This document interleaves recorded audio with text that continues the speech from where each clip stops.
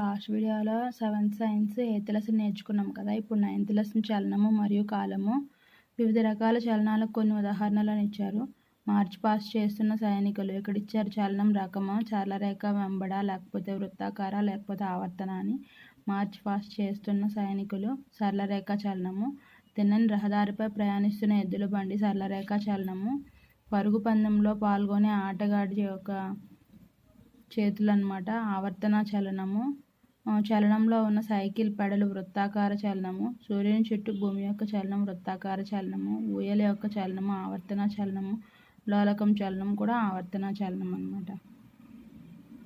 నిర్ణీత కాల వ్యవధిలో వస్తువులు ప్రయాణించిన దూరము ఏ వస్తువు వేగంగా చలిస్తుందో లేదా ఏది నెమ్మదిగా చలిస్తుందో నిర్ణయించడానికి మనకు సహాయపడుతుంది అన్నమాట. నెక్స్ట్ ఒకటి వచ్చేసి తక్కువ వ్యవధిలో నిర్దిష్ట దూరాన్ని అధిగమించడాన్ని లేదా నిర్దిష్ట వ్యవధిలో ఎక్కువ దూరం ప్రయాణించడాన్ని అధిక వడిగా చెప్తాము. తక్కువ వ్యవధిలో నిర్దిష్ట దూరాన్ని అధిగమించడాన్ని లేదా నిర్దిష్ట వ్యవధిలో ఎక్కువ దూరం ప్రయాణించడాన్ని అధిక వడిగా చెప్తామన్నమాట. మళ్ళీ ఇక్కడ ప్రమాణ కాలంలో అవి ప్రయాణించిన దూరాలను పోల్చడం. అంటే ఇప్పుడు 2 లేదా అంతకన్నా ఎక్కువ వస్తువుల్లో ఏది వేగంగా చలిస్తుందంటే ప్రమాణ కాలంలో అందులో ఏదైతే ఎంత ఎక్కువ దూరం ప్రయాణించిందో ఆ దూరాలను పోల్చి అన్నమాట చెప్తాము. ఒక వస్తువు ఏకాంక కాలంలో ప్రయాణించిన మొత్తం దూరాన్ని దాని యొక్క వడి అంటారు. ఒక వస్తువు ఏకాంక కాలంలో ప్రయాణించిన మొత్తం దూరాన్ని దాని యొక్క వడి అంటారు. నెక్స్ట్ వచ్చేసి సగటు వడి బదులుగా వడి అనే పదాన్ని మనం ఉపయోగిస్తాము. సగటు వడి బదులుగా వడి అనే పదాన్ని ఉపయోగిస్తాము. ప్రయాణించిన మొత్తం దూరాన్ని ప్రయాణించడానికి పట్టిన మొత్తం కాలంతో భాగిస్తే వడి వస్తుంది. ప్రయాణించిన మొత్తం దూరాన్ని ప్రయాణించడానికి పట్టిన మొత్తం కాలంతో భాగిస్తే వడి అనేది వస్తుంది అన్నమాట. అంటే వడి ఈజ్ ఈక్వల్ టు ప్రయాణించిన మొత్తం దూరము బై ప్రయాణించడానికి పట్టిన మొత్తం కాలం. వడి ఈజ్ ఈక్వల్ టు ప్రయాణించిన మొత్తం దూరము బై ప్రయాణించడానికి పట్టిన మొత్తం కాలం అన్నమాట.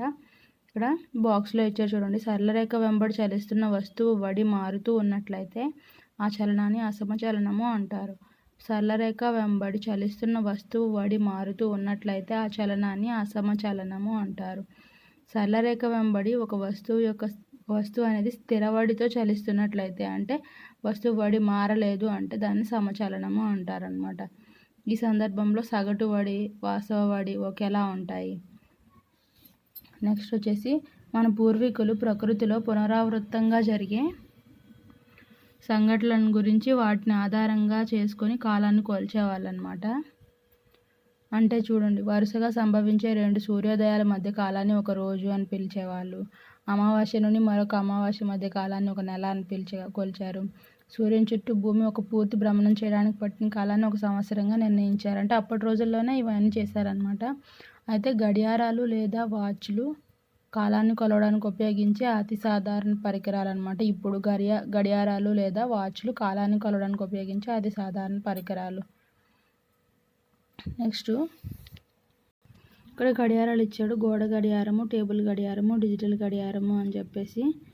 ఇక్కడైతే మనకి అంటే ఆవర్తన చలనాల్లో ఒకటి లఘులోలకం చలనం అని ఇచ్చారు. అంటే ఇదిగోండి, ఇదే లఘులోలకం అన్నమాట.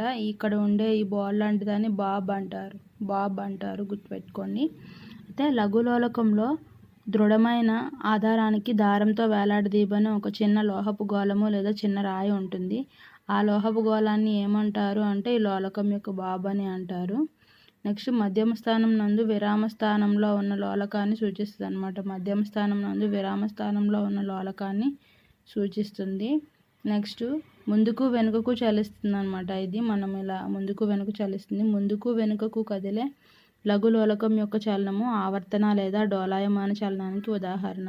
ముందుకు వెనుకకు చలించిందంటే దాన్ని ఏమంటారంటే ఆవర్తన లేదా డోలాయమాన చలనము అంటారు. నెక్స్ట్ వచ్చేసి లోలకము ఒక డోలనం పూర్తి చేయడానికి పట్టిన కాలాన్ని డోలనావర్తన కాలము అంటారు. లోలకము ఒక డోలనం పూర్తి చేయడానికి పట్టిన కాలాన్ని డోలనావర్తన కాలము అంటారనమాట. అంటే ఇప్పుడు ఓ ఉంది కదా, ఇక్కడ ఓ నుండి స్టార్ట్ అయ్యి ఏ వరకు వెళ్ళి అక్కడి నుంచి బి వరకు వచ్చి మళ్ళీ ఓ వరకు, అంటే మళ్ళీ ఎక్కడైతే స్టార్ట్ అయిందో అక్కడ విరామ స్థానం నుంచి ప్రారంభమయ్యి మళ్ళీ అక్కడికే చేరుకుంటే అనమాట ఒక పూర్తి డోలనం చేసినట్టు అనమాట. అంటే లోలకము ఒక డోలనం పూర్తి చేయడానికి పట్టిన కాలాన్ని డోలనావర్తన కాలము అంటారు. నెక్స్ట్ లోలక డోలనావర్తన కాలాన్ని కొలవడానికి మనకు స్టాప్ వాచ్ కావాలన్నమాట. ఏం కావాలి? స్టాప్ వాచ్ కావాలి. ఒకవేళ స్టాప్ వాచ్ లేకపోతే టేబుల్ గడియారము లేదా చేతి గడియారాన్ని ఉపయోగించవచ్చు. గోళము స్థానభ్రంశం చెందేటప్పుడు దారం బిగుతుగా ఉందా లేదా చూసుకోవాలి. అంటే ఇవన్నీ చేసేటప్పుడు జాగ్రత్తలు ఏంటంటే గోళం స్థానభ్రంశం చెందేటప్పుడు దారం బిగుతుగా ఉండేలా చూసుకోవాలి. బాబును స్థానభ్రంశం చెందించిన స్థానం నుంచే విడుదల చేయాలి. బాబును విడుదల చేసిన తర్వాత దాన్ని నెట్టకూడదనమాట. బాబు మధ్యమ స్థానంలో ఉన్నప్పుడు సమయాన్ని నమోదు చేయాలి. అంతిమ స్థానంలో ఉన్నప్పుడు కూడా సమయాన్ని నమోదు చేయాలి. డోలకం 20 డోలనాలను చేయడానికి పట్టిన కాలము అంటే 20 డోలనాలు చేయడానికి పట్టిన కాలాన్ని 20తో భాగించడం ద్వారా ఆ డోలనం చేయడానికి పట్టే కాలము లేదా డోలనావర్తన కాలం అనేది వస్తుంది అనమాట. అంటే ప్రారంభ స్థానభ్రంశంలో స్వల్ప మార్పు లోలకపు డోలనావర్తన కాలాన్ని ప్రభావితం చేయదన్నమాట. ప్రారంభ స్థానభ్రంశంలో స్వల్ప మార్పు అనేది లోలకపు డోలనావర్తన కాలాన్ని ప్రభావితం చేయదు. గడియారాలు, వాచ్లు ఒకటి లేదా అంతకంటే ఎక్కువ ఘటాలు ఉన్న విద్యుత్ వలయాలను కలిగి ఉన్నాయన్నమాట. గడియారాలు, వాచ్లు ఎక్కువ అంటే ఒకటి లేదా ఎక్కువ ఘటాలు కలిగిన విద్యుత్ వలయాలను కలిగి ఉన్నాయి. ఇక్కడ ఉదాహరణ ఇక్కడ బాక్స్లో ఇచ్చారు చూడండి. 20 డోలనాలు చేయడానికి పట్టిన కాలం 42 అని ఇచ్చారు. డోలనావర్తన కాలం వచ్చేసి 2.1 అని ఇచ్చారు. ఆల్రెడీ మనం చెప్పుకున్నాం కదా, 20 డోలనాలు చేయడానికి పట్టిన కాలాన్ని 20తో భాగించాలి. సో ఇక్కడ ఏంటి, 20 డోలనాలు చేయడానికి పట్టిన కాలం ఎంత? 42 అని ఇచ్చారు కదా. అప్పుడు 42 సెకండ్లు బై ఎన్ని? 20 డోలనాలు. 2 10 2 21 అంటే 2.1. లోలకం యొక్క డోలనావర్తన కాలము స్థిరంగా ఉంటుంది అని ఎవరు చెప్పారు అంటే గెలీలియో గెలీలీ అనే శాస్త్రవేత్త చెప్పారు అనమాట. ఈయన కాలం వచ్చేసి క్రీస్తు శకం 1564 నుంచి 1642 వరకు. లోలకం యొక్క డోలనావర్తన కాలం స్థిరంగా ఉంటుందని ఎవరు చెప్పారు అంటే గెలీలియో గెలీలీ. నెక్స్ట్ ఇక్కడ ఆల్రెడీ మనం చెప్పుకున్నాం కదా, ఎక్కువ ఘటాలు కలిగి ఉన్న విద్యుత్ వలయాలను కలిగి ఉంటున్నాయని చెప్పేసి వీటిని ఏమంచి క్వార్ట్జ్ గడియారాలు అంటారు. పూర్వకాలపు గడియారాల కంటే క్వార్ట్జ్ గడియారాలు తెలిపే సమయం అనేది ఖచ్చితంగా ఉంటుందన్నమాట. కాలానికి ప్రాథమిక ప్రమాణం వచ్చేసి సెకను. Second, సంకేతము yes. కాలానికి పెద్ద ప్రమాణాలు వచ్చేసి నిమిషాలు మరియు గంటలు అన్నమాట. వడి అనగా దూరము బై కాలము. వడి అంటే ఏంటి? దూరము బై కాలము. కావున వడికి ప్రాథమిక ప్రమాణం వచ్చేసి ఏమవుతుంది? Metre per second. అదే పెద్ద ప్రమాణాలు వచ్చేసి మీటర్ పర్ నిమిషము లేదా కిలోమీటర్ పర్ గంటలు అన్నమాట. అన్ని ప్రమాణాల గుర్తులని ఏకవచనంలోనే రాయాలి. మీటర్ పర్ సెకండ్ అలా రాయాలంటే మీటర్లు, సెకండ్లు అట్లా కాదు. నెక్స్ట్ ఇక్కడ చెప్పుకున్నాం కదా, లోలకం యొక్క డోలనావర్తన కాలం స్థిరంగా ఉంటుందని చెప్పింది ఎవరు అంటే గెలీలియో గెలీలీ. నెక్స్ట్ అతను ఏం చేశారంటే చర్చిలో ఉన్నప్పుడు అనమాట, చర్చి దగ్గర పైన దీపం ఉంటుంది, వేలాడే దీపము.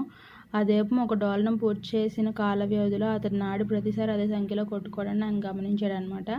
దీన్ని బట్టి ఆయన ఏం చేశాడు? నిర్దిష్ట పొడవుగల లోలకము ఒక డోలనాన్ని పూర్తి చేయడానికి ఎల్లప్పుడూ ఒకే సమయాన్ని తీసుకుంటుంది. నిర్దిష్ట పొడవుగల లోలకము ఒక డోలనాన్ని పూర్తి చేయడానికి ఎల్లప్పుడూ ఒకే సమయాన్ని తీసుకుంటుంది అని ఎవరు కనుక్కున్నారు అంటే గెలీలియో గెలీలీ. మళ్ళీ లోలక గడియారాల అభివృద్ధికి ఆయన చేసిన ఇది అనమాట, లోలక గడియారాల అభివృద్ధికి దారితీసింది. లోలక గడియారాలను మెరుగుపరిచి వైండింగ్ గడియారాలు, చేతి గడియారాలు తయారు చేశారనమాట. ఇప్పుడు ఆల్రెడీ మనం లాస్ట్ వీడియోలో చెప్పుకున్నాం, విశ్రాంతిగా ఉన్న సాధారణ ఆరోగ్యవంతుని పెద్దల నాడి 1 నిమిషంలో 72 సార్లు కొట్టుకుంటుంది. అంటే 10 సెకండ్లలో 12 సార్లు కొట్టుకుంటుంది అనమాట. 10 సెకండ్లో 12 సార్లు కొట్టుకుంటుంది. పిల్లలకు ఏమో కొంచెం ఎక్కువ సార్లు కొట్టుకుంటుంది అనమాట. నెక్స్ట్ లోలక గడియారాలు ప్రాచుర్యంలోనికి రాకముందు సౌర గడియారాలు, నీటి గడియారాలు మరియు ఇసుక గడియారాలను ఉపయోగించేవాళ్ళు. లోలక గడియారాలు ప్రాచుర్యంలోనికి రాకముందు సౌర గడియారాలు, నీటి గడియారాలు మరియు ఇసుక గడియారాలు అనేవి ఉపయోగించేవాళ్ళు. నెక్స్ట్ గడియారాలు మరియు చేతి గడియారాలతో కొలవగల అతి చిన్న కాల వ్యవధి ఏంటి అంటే 1 సెకను. గడియారాలు మరియు చేతి గడియారాలతో కొలవగల అతి చిన్న కాల వ్యవధి సెకను. సెకనులో మిలియన్ వంతు ఇంకా బిలియన్ వంతు కూడా ఉన్నాయన్నమాట. సెకండ్లో మిలియన్ వంతు, బిలియన్ వంతు కూడా ఉన్నాయి. మైక్రో సెకండ్ మరియు నానో సెకండ్ వంటి పదాలను కూడా ఇప్పుడు మనం వింటున్నాం కదా. ఒక మైక్రో సెకండ్లో మిలియన్ వంతు. మైక్రో సెకండ్ సెకండ్లో మిలియన్ వంతు అనమాట. నానో సెకండ్ అనేది సెకండ్లో బిలియన్ వంతు. నానో సెకండ్ అంటే సెకండ్లో బిలియన్ వంతు. మైక్రో సెకండ్ అంటే సెకండ్లో మిలియన్ వంతు. నానో సెకండ్ అంటే సెకండ్లో బిలియన్ వంతు. చిన్న కాల వ్యవధిని కొలిచే గడియారాలను శాస్త్రీయ పరిశోధన కోసం ఉపయోగిస్తారు. చిన్న కాల వ్యవధిని కొలిచే గడియారాలను శాస్త్రీయ పరిశోధన కోసం ఉపయోగిస్తారు. క్రీడలలో ఉపయోగించే కాలాన్ని కొలిచే పరికరాలు సెకండ్లో 10వ వంతు లేదా 100వ వంతు కాల వ్యవధిని కొలవగలవు అన్నమాట. క్రీడల్లో ఉపయోగించేవి ఎన్నో వంతు సెకండ్లో 10వ వంతు మరియు 100వ వంతు అనమాట. చారిత్రక సంఘటనల కాలాల శతాబ్దాలు లేదా సహస్రాబ్దాలుగా చెప్తారంటే పూర్వకాలంలో ఏంటంటే కాలాలని శతాబ్దాలు లేదా సహస్రాబ్దాలుగా చెప్తారు. నక్షత్రాలు మరియు గ్రహాల వయస్సు తరచుగా బిలియన్ల సంవత్సరాల్లో చెప్తారు. నక్షత్రాలు గ్రహాల వయస్సులను బిలియన్ల సంవత్సరాల్లో తెలియజేస్తారు. నెక్స్ట్ వచ్చేసి ఢిల్లీలోని జంతర్ మంతర్ వద్ద ఇక్కడ సౌర గడియారం కలదు. ఢిల్లీలోని జంతర్ మంతర్ వద్ద సౌర గడియారం కలదనమాట. ఇది నీటి గడియారము, ఇది ఇసుక గడియారం. అంటే గడియారాలు అందుబాటులో లేనప్పుడు ఇవి వాడేవాళ్ళు అనమాట. రాకెట్లు భూమి యొక్క కక్షలోనికి పంపే ఉపగ్రహాలు తరచుగా 8 కిలోమీటర్లు/సెకండ్ వరకు వడిని చేరుకుంటాయి. రాకెట్లు భూమి యొక్క కక్షలోనికి పంపే ఉపగ్రహాలు తరచుగా 8 కిలోమీటర్లు/సెకండ్ వరకు వడిని చేరుకుంటాయి. అలాగే తాబేలు 8 సెంటీమీటర్లు/సెకండ్ వడితో మాత్రమే కదలగలదు. తాబేలు అనేది 8 సెంటీమీటర్లు/సెకండ్తో వడితో మాత్రమే కదలగలదు. వడిని కాలంతో గుణించాలి కదా, గుణించడమే. కాబట్టి ప్రయాణించిన దూరం ఏంటి? వడి ఇంటూ కాలము. దూరము వడి ఇంటూ కాలం అనమాట. అలాగే కాలము దూరము బై వడి. కాలము దూరము బై వడి. నెక్స్ట్ ఇక్కడ జంతువులు పొందగలిగే అత్యంత వేగం అని చెప్పేసి పట్టికలో కొన్ని జంతువులు ఇచ్చారు. కిలోమీటర్లో వడి ఇచ్చారు, మీటర్/సెకండ్లో వడి అని అడిగారు.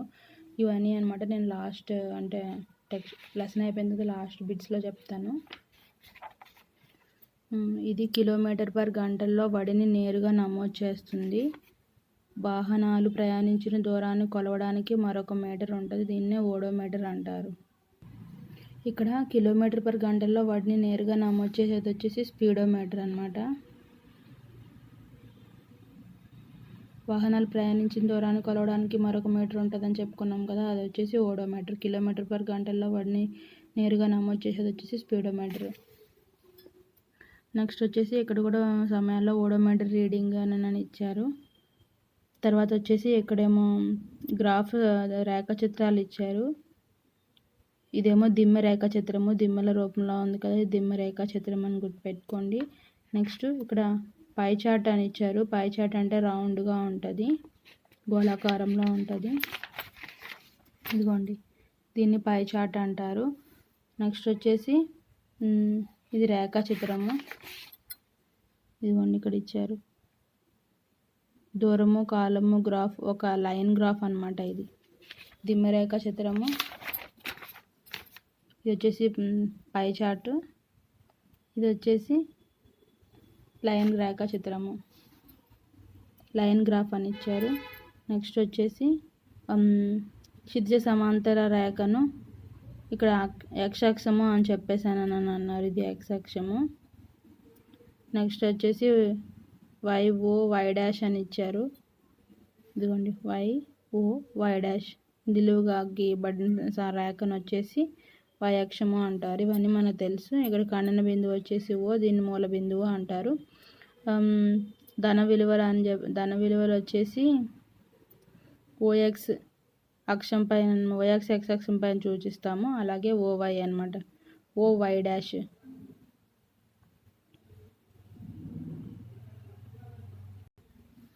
సారీ, క్లారిటీ కనిపించట్లేదు కదా. OX అక్షం పైన చూపించేది ఏంటంటే ధన విలువలు, అలాగే OY పైన ధన విలువలు, OY' వచ్చేసి మైనస్, ఇక్కడ కూడా మైనస్.